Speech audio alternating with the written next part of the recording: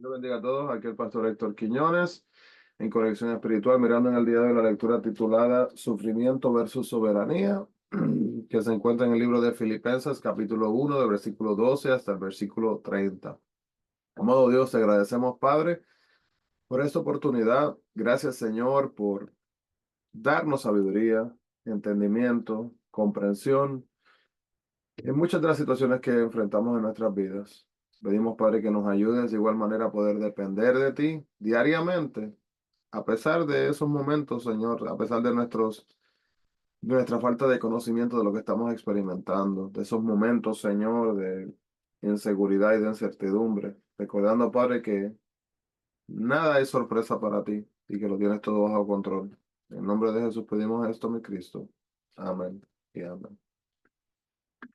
Hermanos, así que miramos acá, primero que nada, ¿verdad? Lo que es el sufrimiento versus la soberanía.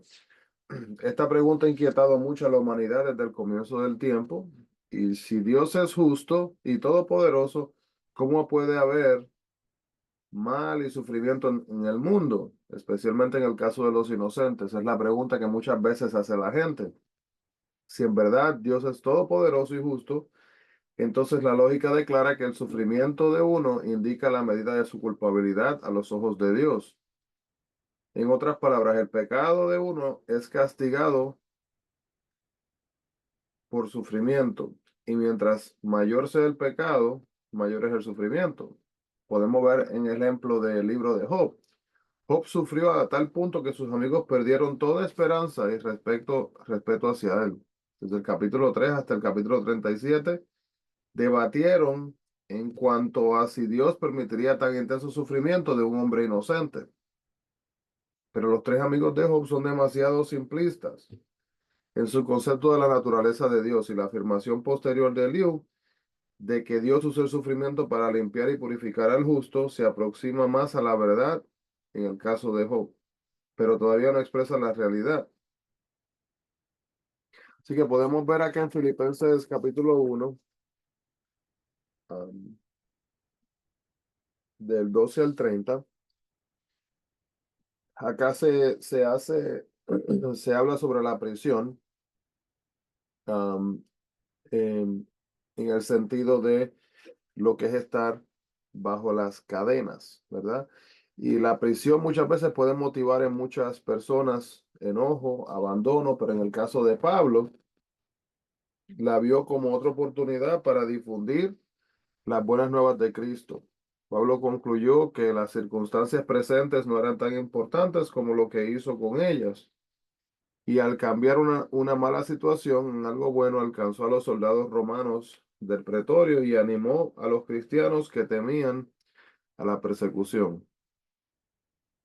Ahora le pregunto, hermano, ¿tenemos que estar en una prisión para determinar que necesitamos de Dios? ¿Tenemos que estar en una prisión para ver la mano de Dios moverse? ¿O podemos buscar de Dios ahora donde estamos?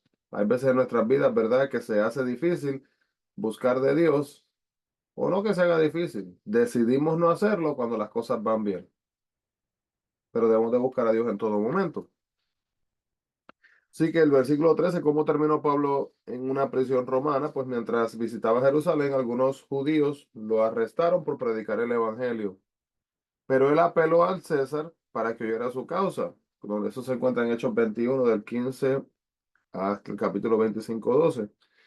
Y fue escoltado por soldados hasta Roma, donde fue puesto bajo arresto domiciliario mientras esperaba el juicio. Y no era un juicio por quebrantar una ley civil, sino por proclamar las buenas nuevas de Cristo.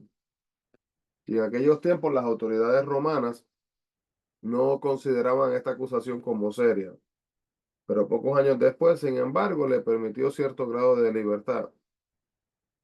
Podía recibir visitas, continuar predicando y escribir cartas como las que hizo en este momento con Filipenses. Cuando hablamos de Cristo sin temor o somos fieles a Él, hermanos, en las situaciones difíciles, animamos a otros a que hagan lo mismo. Así que tenemos que animar a otros de la manera que nosotros así mismo vivimos y ver la diferencia, ¿verdad?, entre lo que es sufrimiento y soberanía.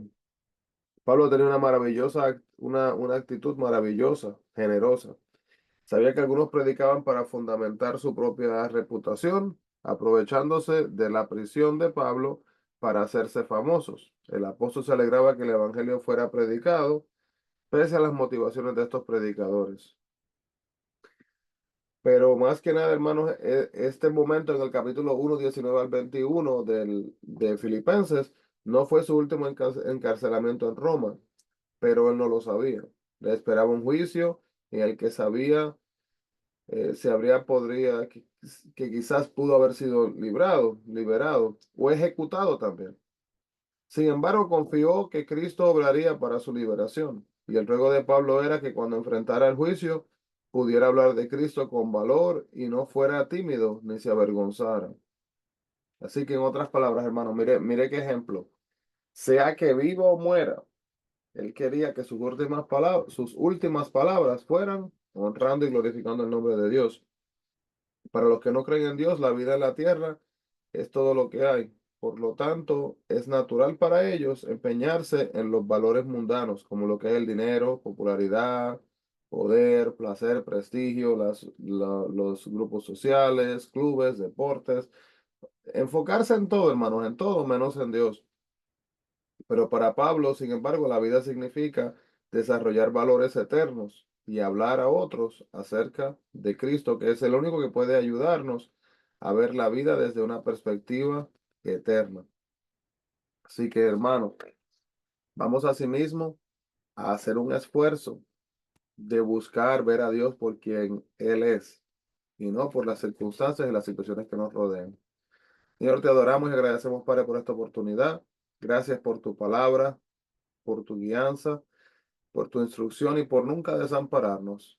Espíritu Santo, guía nuestras palabras, nuestros pensamientos, nuestros pasos y que así podamos vivir vidas que busquen glorificarte como lo mereces en el nombre de Jesús. Amén y amén. Dios le bendiga grandemente, hermanos. Bendiciones a todos y no se olviden, busquemos la presencia del Señor.